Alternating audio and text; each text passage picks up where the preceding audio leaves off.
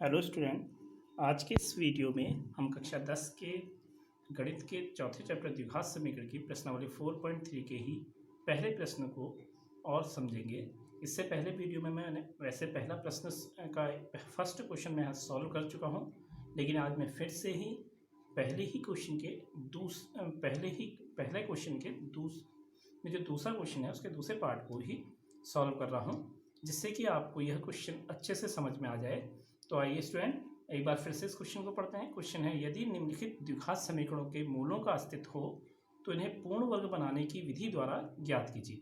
तो मूलों का अस्तित्व कब होता है? जब विविध कर का मान यानी कि d = b² - c - 4ac का मान 0 के बराबर अथवा 0 से अधिक होता है। मैं यहाँ पे लिख देता हूँ विविध कर, इसको हम d से डिनोट करते हैं, b² - 4ac। अगर इसका मान 0 से अधिक या 0 के बराबर होगा तो हम मूल क्या होंगे? मूलों का अस्तित्व होगा। अगर b² - 4ac का मान ऋणात्मक यानी कि 0 से कम होगा तो मूलों का अस्तित्व नहीं होगा। इससे पहले मैं इस चीज़ को आपको समझा चुका हूँ, लेकिन एक बार फिर से एक रिवीजन के तौर पे इसको समझिए। आइए क्वेश्चन नंबर 2 को देखते हैं। 4x² + 4√3x + 3 = 0। पहले इसकी तुलना हम मानक समीकरण से, जो द्विघात समीकरण का मानक समीकरण है यानी कि ax² + bx + c = 0 से करेंगे। यहाँ से हम चेक करते हैं a बराबर 4, b बराबर कितना आएगा 4√3 और c = हमारा क्या आ जाएगा 3 आ जाएगा। अब ये सारे मान इसमें रख करके विविध का d को चेक कर लेते हैं। b² की जगह पे 4√3 का वर्ग, ये b की जगह पे 4√3 इसका वर्ग है तो इसका वर्ग कर दिया, -4 a की जगह पे 4 इंटू c की जगह पे 3। ठीक है स्टूडेंट, 4 का वर्ग कितना होगा 16 गुणा वर्गमूल 3 का वर्ग कितना होता है 3 -4 × 16 इंटू 3, 48 - 48 = 0। तो मूलों का अस्तित्व है, क्योंकि 48 - 48 = क्या आ रहा है 0 आ रहा है। d का मान यानी कि विविध कर जब भी 0 के बराबर अथवा 0 से बड़ा होगा तो मूलों का अस्तित्व होगा। ये हमें पता चल चुका है कि मूल वास्तविक है। ठीक है स्टूडेंट, आइए अब इसको हल करते हैं द्विघात पूर्ण वर्ग बनाने की विधि के द्वारा। तो उसको हल करने के लिए हमने जो सूत्र जब सिद्ध किया था, जो स्टेप चले थे उसी के अकॉर्डिंग चलेंगे। पहले हम समीकरण लिख देते हैं 4x² + 4√3x + 3 = 0। तो सबसे पहले इस 4 से पूरी समीकरण को भाग कर देंगे। 4 से समीकरण को भाग करने पर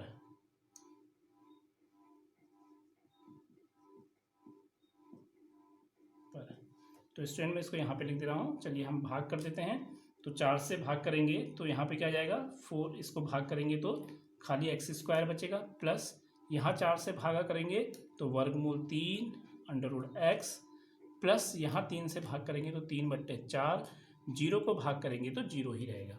ठीक है स्टूडेंट, अब इसके बाद इन दोनों की हेल्प से इसमें पूर्ण वर्ग बनाने की कोशिश करते हैं। x² प्लस 2 से ऊपर नीचे गुणा कर देते हैं तो जाएगा 2 × √3/2 × x + 3/4 = 0।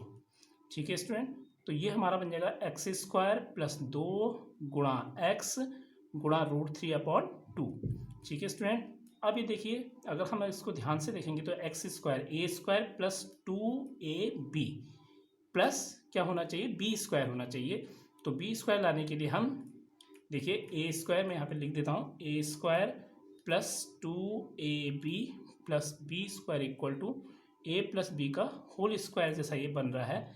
तो इसी को बनाने के लिए हम a² की जगह पे x हो गया, प्लस ये हो गया ये 2, a की जगह पे x, b की जगह पे वर्गमूल 3/2 यानी कि वर्गमूल 3/2 का यहाँ पे वर्ग भी होना चाहिए, प्लस b² और माइनस b। तो हम क्या करेंगे वर्गमूल 3/2 का वर्ग को जोड़ने तथा घटाने पर इसमें हम वर्गमूल 3/2 जोड़ का वर्ग जोड़ भी देंगे तथा उसी को साथ ही साथ घटा भी देंगे। ठीक है स्टूडेंट, तो x² + 2 × वर्गमूल 3/2 × x प्लस वर्गमूल 3/2 का वर्ग इसमें हमने जोड़ दिया है, माइनस वर्गमूल 3/2 का वर्ग इसमें से घटा दिया है, प्लस 3/4 ऐसी रहा इक्वल टू 0। ठीक है स्टूडेंट, ये हमारा क्या बन गया, a² plus 2ab plus b² यानी कि a प्लस बी का होल स्क्वायर। ये देखिए a² यानी कि x² प्लस प्लस 2 a के स्थान पर x, b के स्थान पर वर्गमूल 3/2 प्लस b² यानी कि वर्गमूल 3/2 का होल स्क्वायर। ठीक है स्टूडेंट, इसको हम कर लेंगे x प्लस वर्गमूल 3/2 का होल स्क्वायर माइनस इसका वर्ग कर लेते हैं, वर्गमूल 3 का वर्ग क्या होता है 3, 2 का वर्ग 4 प्लस 3/4 इक्वल टू 0। यह माइनस का 3/4 है, यह प्लस का 3/4 है, दोनों क्या हो जाएंगे, कैंसिल हो जाएंगे, समाप्त हो जाएंगे। क्या बचा, x प्लस वर्गमूल 3/2 का होल वर्ग इक्वल टू 0। यहाँ वर्ग है तो यहाँ क्या ले लेंगे, वर्गमूल ले लेंगे, तो x प्लस √3/2 इक्वल टू 0 का वर्गमूल 0 ही होता है। x प्लस √3/2 को इधर बराबर की ओर ले जाएंगे, मैं यहाँ पे लिख दे रहा हूँ, तो क्या आ जाएगा माइनस √3/2। ये हमारा इसका आंसर हो गया। अच्छा स्टूडेंट, यहाँ पे एक चीज़ मैं आपको और समझा देता हूँ, क्योंकि यह द्विघात समीकरण है तो x के कितने मान होंगे, 2 मान होंगे, यानी कि 2 मूल होंगे। x का एक मूल माइनस √3/2 है, दूसरा मूल भी हमारा कितना होगा, x का इतना ही होगा, x बराबर माइनस √3/2। क्योंकि यहाँ पे मूल विविध कर क्या हो गया है, 0 हो गया। 0 का मतलब मूल वास्तविक भी होते हैं और आपस में क्या होते हैं, बराबर भी होते हैं, इसलिए हमारे दोनों ही मूल यानी कि x के दोनों ही मान क्या होंगे, माइनस √3/2 माइनस √3/2। ठीक है स्टूडेंट, आई होप कि आपको यह क्वेश्चन समझ में आया होगा। आइए अब हम इसके क्वेश्चन नंबर 2 की ओर को चलते हैं और उसको समझने का प्रयास करते हैं। स्टूडेंट, क्वेश्चन नंबर 2 इस प्रकार से है, उपरोक्त प्रश्न 1 में दिए गए द्विघात समीकरणों के मूल द्विघाती सूत्र का उपयोग करके ज्ञात कीजिए। हमें x का मान ज्ञात करना है द्विघाती सूत्र का उपयोग करके, और पहले ही प्रश्न के जो 4 खंड है उन्हीं प्रश्नों को हमें हल करना है। पहला प्रश्न है 2x² माइनस 7x प्लस 3। इसको मैं पूर्ण वर्ग विधि बना करके सॉल्व कर चुका हूँ, इसलिए इसको मैं नहीं कर रहा हूँ द्विघाती सूत्र से, इसे आप लोग स्वयं से द्विघाती सूत्र से करेंगे। दूसरा प्रश्न है 2x² plus x minus 4 equal to 0। इस प्रश्न को मैंने लिया हुआ है। इसी प्रकार से तीसरा प्रश्न है 4x² plus 4√3x plus 3 equal to 0। और चौथा प्रश्न है 2x² plus x plus 4 equal to 0। तो मैं इसमें दूसरा प्रश्न अभी सॉल्व कर रहा हूँ। देखिए हम क्या करेंगे, पहले इसको मानक समीकरण से इसकी तुलना कर लेंगे। ax² plus bx plus c equal to 0 से तुलना करने पर यहाँ x² है, यहाँ भी x² है, a है, यहाँ 2 है, तो a बराबर हम 2 ले लेंगे। यहाँ x है, यहाँ भी x है, तो b बराबर कितना है, b बराबर यहाँ पे कुछ नहीं तो 1 है, और c बराबर यहाँ प्लस का c है, यहाँ माइनस का 4 है, तो c बराबर -4। अब द्विघाती सूत्र हमने क्या निकाला था, x बराबर minus b plus minus √b² minus 4ac upon 2a। ठीक है स्टूडेंट, इसमें x बराबर माइनस बी के स्थान पे 1 रख देंगे, तो माइनस बी के स्थान पे 1 आ गया, प्लस माइनस √b का वर्ग यानी कि 1 का वर्ग, माइनस 4 a के स्थान पे 2 इंटू c के स्थान पे -4। ठीक है स्टूडेंट, अपॉन 2 a के स्थान पे 2। x बराबर माइनस प्लस माइनस √1 का वर्ग हमारा क्या होता है 1 माइनस, ये माइनस माइनस की गुणा होगी प्लस, 4 चको 16, 16 दूनी 32 अपॉन 2 दूनी 4। तो यहाँ पे x के जो मान आ गया है, मैं माइनस प्लस माइनस √33 अपॉन 4। ठीक है, प्लस चिन्ह लेने पर, जब हम प्लस चिन्ह लेंगे, क्योंकि यहाँ पे प्लस माइनस दोनों ही है, x इक्वल टू -1 प्लस वर्गमूल 33 अपॉन 4, और माइनस चिन्ह लेने पे उत्तर क्या हो जाएगा हमारा दूसरा उत्तर, x बराबर माइनस वर्गमूल 33 अपॉन 4। तो स्टूडेंट, आई होप कि आपको यह क्वेश्चन भी समझ में आ गया होगा। अब इसमें बाकी जितने क्वेश्चन बचे हैं उन्हें आप लोग स्वयं से हल करने का प्रयास करेंगे। आइए अब हम प्रश्न नंबर 3 की ओर चलते हैं। तो स्टूडेंट, अगला क्वेश्चन इस तरह से लिखा है बोर्ड पे, निम्न समीकरणों के मूल ज्ञात कीजिए। पहला है x minus 1 upon x equal to 3 और x is not equal to 0, यानी कि अगर हम इसको क्वेश्चन को सॉल्व करते हैं और x का मान 0 के बराबर आता है तो वो मान्य नहीं है। ठीक है स्टूडेंट, यानी कि x का मान 0 के इतर कुछ भी हो सकता है। और इसी प्रकार से दूसरा क्वेश्चन है 1/x+4 -1/x-7 इक्वल टू 11/30 और x के मान -4 और -7 नहीं होंगे, यानी कि हमारे उत्तर अगर यहाँ आएगा तो यह हमारा संभव नहीं होगा। चलिए अब हम पहले क्वेश्चन को सॉल्व करते हैं। तो question first, x - 1/x equal to 3। सबसे पहले तो इस समीकरण को सरल कर लेते हैं। यहाँ बट्टे में x है तो मैं पूरी समीकरण को x से गुणा कर देता हूँ। इस पूरी समीकरण को हमने किससे गुणा कर दिया? x से। x से यहाँ गुणा करेंगे x² माइनस x से 1/x में गुणा करेंगे तो x से x कट जाएगा बराबर 3 और x की गुणा 3x। ठीक है student, x² minus equal to 3x। 3x को बराबर की ओर ले आएंगे, x², ये प्लस का 3x है तो यहाँ आएगा माइनस का 3x और ये माइनस का एक पहले से यहाँ था इक्वल टू 0। ये अब हमारी क्या बन गई? द्विघात समीकरण बन गई। चाहे तो आप इसे पूर्ण वर्ग बना करके हल करें या द्विघाती सूत्र, क्योंकि इसमें कुछ दिया हुआ नहीं है कि समीकरणों को कैसे हल करना है। तो आप पूर्ण वर्ग विधि से भी इसको हल कर सकते हैं, साथ ही साथ द्विघाती सूत्र से भी इसको हल कर सकते हैं और गुणनखंड विधि द्वारा भी इसको हल किया जा सकता है। मैं इस क्वेश्चन को केवल इतना ही कर रहा हूँ, बाकी आप इसे स्वयं से पूरा हल करेंगे। आइए अब इसके सेकंड पार्ट पे चलते हैं और उसे हल करने का और समझने का प्रयास करते हैं। देखिए स्टूडेंट, मैंने क्वेश्चन थर्ड का दूसरा पार्ट यहाँ पे लिख दिया है। 1/x+4 -1/x-7 equal to 11/30। पहले इन दोनों को हल कर देते हैं। इनका लॉसो लेंगे तो इनका लॉसो x+4 इंटू x-7 आएगा।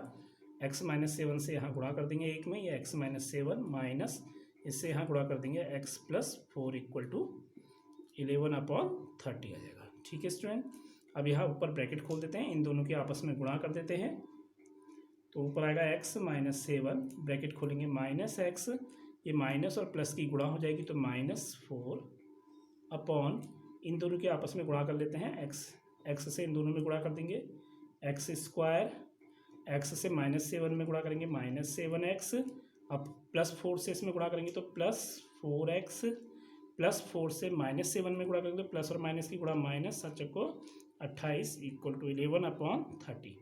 यह प्लस का x है माइनस का x है, कट गए, समाप्त हो गए। -7 -4 समान चिन्ह आपस में जुड़ जाएंगे, 7 और 4 11, चिन्ह किसका आएगा? माइनस का। ठीक है स्टूडेंट, नीचे आ जाएगा x², ये माइनस का 7x है, ये प्लस का 4x है, दोनों विपरीत चिन्ह घटा देंगे 3x आएगा, चिन्ह किसका आएगा? जिसका आंकिक मान बड़ा है, ये बड़ा है तो इसका चिन्ह माइनस ही आ जाएगा, -28 इक्वल टू 11/30। अब इसकी बचे गुणन कर लेते हैं,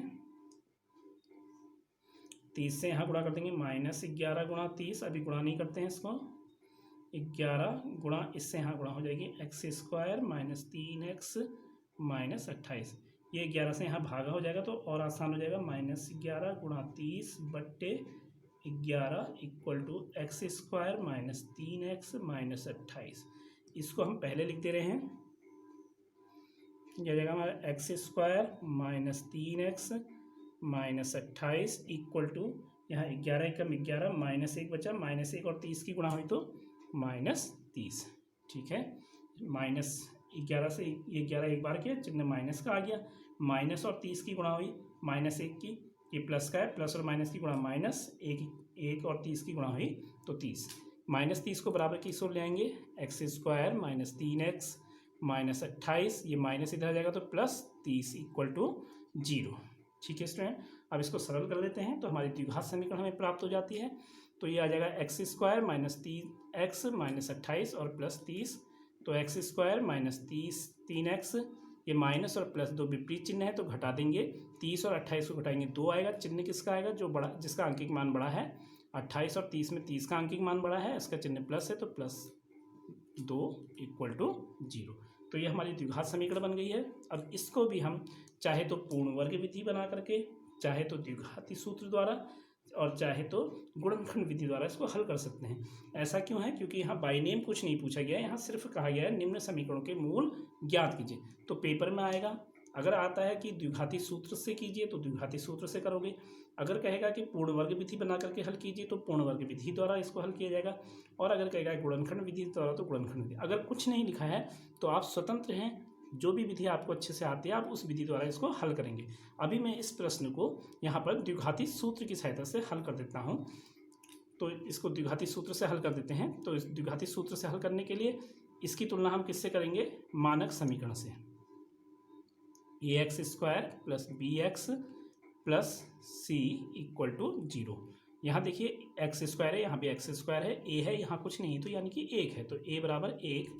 यहाँ x है, यहाँ भी x है, यहाँ b है, प्लस b है, यहाँ -3 है, तो b बराबर -3 है। और c यहाँ प्लस c है, यहाँ +2 है, तो c बराबर +2। और द्विघाती सूत्र x बराबर क्या हो जाएगा? -b plus minus √b² -4ac upon 2a। ठीक है स्टूडेंट, x -b के स्थान पे -3 प्लस माइनस √b² -3 का वर्ग -4 इंटू a के स्थान पर 1 इंटू c के स्थान पर 2/2a, a के स्थान पर 1। ठीक है स्टूडेंट, यहाँ तक आई होप कि आपको समझ में आ गया होगा। माइनस ये माइनस माइनस क्या हो जाएगा? प्लस माइनस ये -3 का वर्ग क्या होता है? -3 गुणा -3 मैं यहाँ पे लिख देता हूँ, -3 गुणा -3 माइनस प्लस 3 तिया 9 यानी कि प्लस का 9 आएगा। 4 एकम 4 दूनी 8 आ जाएगा यहाँ पे, बट्टा 2 एकम 2 यानी कि 2 आएगा। आइए इसको पूरा हल करने के लिए इस साइड हम इसको मिटा देते हैं। चलिए इसको करते हैं। तो x बराबर क्या आ गया? +3 प्लस माइनस वर्गमूल में 9 - 8 है यानी कि वर्गमूल 1 और बट्टा 2। ये 3 प्लस माइनस 1 का वर्गमूल 1 ही होता है बट्टा 2। अब पहले प्लस चिन्ह लेंगे फिर माइनस चिन्ह। प्लस चिन्ह लेने पर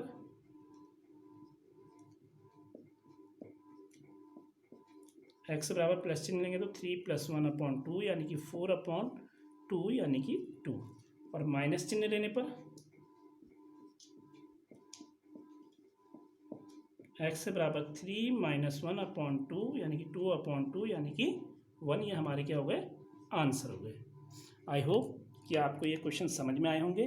खूब अच्छे से इनकी प्रैक्टिस कीजिए, बहुत आसानी से आ जाएंगे, बहुत इजी प्रश्न हैं। और अगर नहीं आ रहे हैं तो वीडियो को बार बार देखिए, आपको बहुत अच्छे से समझ में आ जाएगा। अगर आपको ये वीडियो पसंद आई तो इसे चैनल को सब्सक्राइब कीजिए, वीडियो को लाइक कीजिए, ज़्यादा से ज़्यादा शेयर कीजिए और कमेंट कीजिए। Thank you.